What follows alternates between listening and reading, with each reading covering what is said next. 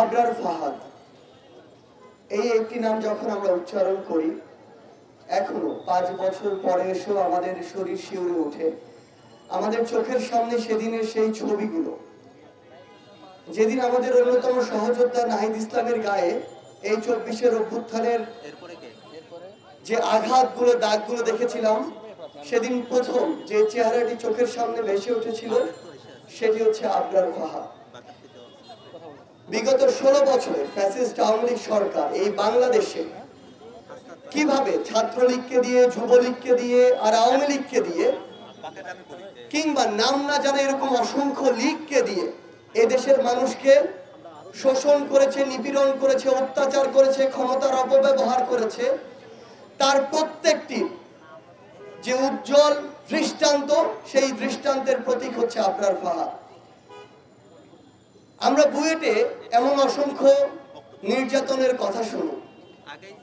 যখন থেকে আমরা এই আবরার ফাহাদকে হারিয়েছি তখন থেকে এই চিত্রগুলো, গল্পগুলো ওই বুয়েটে ছাত্রলীগ নিষিদ্ধের একটি প্রক্রিয়ার মধ্য দিয়ে আমরা বিভিন্নভাবে শুনতে থাকি।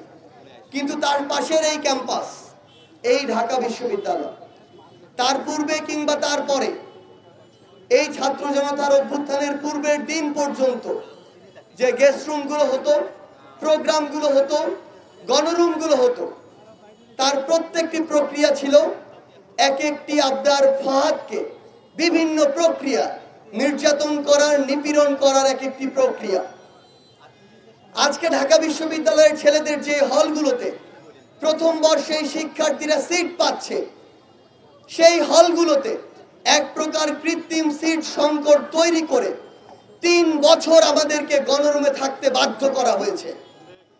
আমরা আমাদের সিটগুলো পেয়েছি 4র্থ বছরে, অথচ ওই হলগুলোতে বিগত 10 বছর 12 বছর ধরে এমন অসংখ্য আদু ভাই ছিল যারা আমাদের এই যে বৈধ সিট প্রাপ্ত যে শিক্ষার্থীরা, তাদের সিটগুলো নিয়ে তাদেরকে গণরুমে থাকতে বাধ্য করেছে।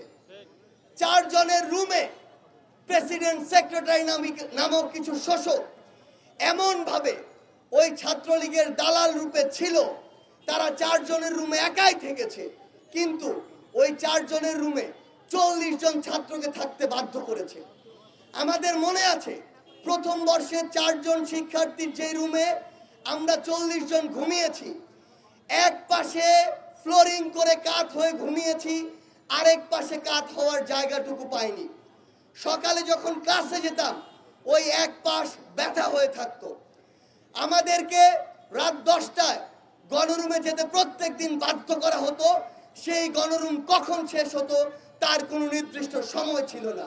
রাত 12টা, 2টা, 3টা, এমনকি ভোর পর্যন্ত ফজরের আজান ওই গণরুমে, ওই গেস্ট রুমে হয়েছে, এমন অসংখ্য ইতিহাস রয়েছে। ঢাকা বিশ্ববিদ্যালয়ের গণরুমগুলোতে ছাত্রলীগ নামধারী কিছু নরক পিশাচ এক প্রকার মাদকাসক্তের মতো হয়ে যেত। তার উদ্দেশ্যই থাকতো গণরুমে একটি স্ট্যাম্প নিয়ে যাবে, গেস্ট রুমে একটি স্ট্যাম্প নিয়ে যাবে এবং শিক্ষার্থীকে মারবে। এমন অসংখ্য উদাহরণ ঢাকা বিশ্ববিদ্যালয়ের গেস্ট রুমগুলোতে রয়েছে, যেখানে এই স্ট্যাম্পগুলো শিক্ষার্থীদের গায়ের উপরে ব্যবহার করা হয়েছে। ওই গণরুমগুলো ব্যবহার করা হতো শিক্ষার্থীদের দাস বানানোর জায়গা রূপে। ওই গণরুমগুলোতে 40 জন এ কারণে রাখা হতো যেন একসাথে তাদেরকে ওইখান থেকে ছাত্রলীগের, আওয়ামী লীগের দালালি করার প্রোগ্রামগুলোতে নিয়ে যেতে পারে। এই যে বিষয়গুলো, এই যে কালচারগুলো, এই যে চর্চাগুলো, আমার সামনে আপনারা যারা রয়েছেন, এ প্রান্তে যারা রয়েছি, অসংখ্য বাধার মধ্যে বলার চেষ্টা করা হলেও আমরা ঠিকমতো বলতে পারিনি। কিন্তু এখন সময় এসেছে, এই যে অসংখ্য জীবন দেওয়ার বিনিময়, আমার ভাই, আমাদের ভাই শহীদ আবরারের জীবনের বিনিময়, এই বাংলাদেশে ছাত্র জনতার অভ্যুত্থানের পরবর্তী নতুন একটি সময় এসেছে। এই সময়ে আপনাদের এই যে কথাগুলো, এই যে অত্যাচার, নিপীড়নগুলো, এগুলো তুলে ধরতে হবে, ডকুমেন্ট করতে হবে, যেন ফ্যাসিস্ট হাসিনা এবং তার দোসররা পরবর্তীতে বাংলাদেশে তার ওই যে ফ্যাসিবাদ, তার ওই যে রাজনীতি, অপরাজনীতি, অপসংস্কৃতি এই বাংলাদেশের ইতিহাসে, সেগুলোর যেন আর কোনোদিন স্থান না পায়। শহীদ আবরার ভাই সহ আমাদের সকল শহীদ ভাইয়ের বিচার এই বাংলাদেশে যেন অতি দ্রুততম সময়ে বাস্তবায়ন হয়। সকলকে ধন্যবাদ।